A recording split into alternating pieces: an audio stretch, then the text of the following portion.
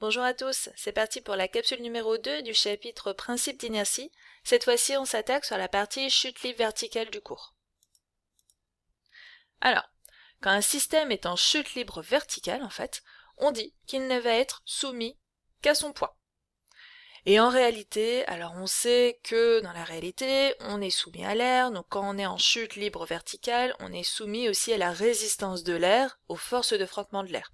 Donc en gros, si on dit, voilà, c'est soumis qu'à son poids, ce ne serait valable que dans le vide.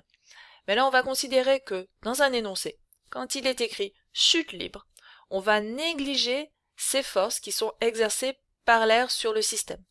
Et on peut aussi dire dans un énoncé, c'est en chute libre, et dans ce cas-là, on prend en compte les forces exercées. Mais si c'est pas précisé, on néglige ces forces. Donc, le vecteur vitesse v d'un système, donc qui serait en chute libre verticale, il va varier entre deux instants. Le mouvement d'un système en chute libre, dans ce cas-là, n'est pas rectiligne uniforme, puisque ce vecteur vitesse va varier. Et que le mouvement de chute libre soit ascendant, c'est-à-dire va vers le haut, ou descendant vers le bas, alors oui, on peut dire une chute libre ascendante, parce que c'est juste un mouvement en fait, ça veut dire que notre système ne serait soumis qu'au poids, on peut lancer une balle en l'air et puis qu'elle ne soit soumise qu'à son poids, dans ce cas-là on peut dire une chute libre. Donc qu'elle soit ascendante ou descendante, la variation du vecteur vitesse ici est due au poids. Et un système est en chute libre verticale si son vecteur vitesse est initialement nul ou vertical. La condition initialement nulle, on prend la balle et on la lâche. Pour le cas d'une vitesse initiale non nulle, qui serait verticale, on peut imaginer un basketteur qui exercerait une force sur son ballon de basket pour le faire rebondir. Du coup, il exercerait une force verticale sur le ballon pour accélérer sa chute verticale. Ou tout simplement, on peut aussi lancer une balle en l'air, et dans ce cas-là, ça serait un vecteur initial vers le haut. On va voir ça juste après. Lors de la montée du ballon, alors là, on prend un ballon de basket et on le lance en l'air. Le vecteur initial, donc, il est non nul.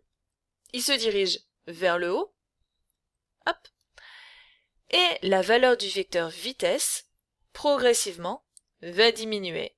Pourquoi? Parce que la seule force qui va s'exercer sur notre ballon ici, c'est le poids, qui a la même direction, mais qui est en sens inverse.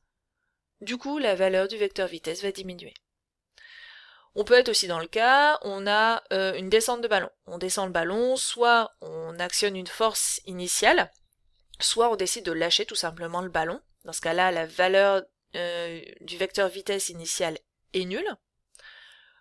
La descente du ballon, vecteur vitesse v est vertical, dirigé vers le bas. Et là, la valeur du vecteur vitesse va augmenter progressivement. Pourquoi? Parce que le poids, ici, qui est la seule force qui s'exerce sur le ballon, va s'exercer dans le même sens, dans la même direction.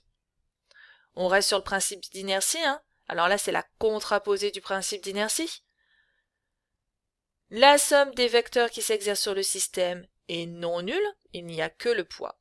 Donc, le vecteur vitesse, lui, va varier. Dans ce cas-là, il augmente. Dans le cas d'avant, il diminuait. Voilà, fin de cette capsule et fin du cours. Il n'y a plus qu'à faire les exercices pour s'entraîner. Je vous remercie.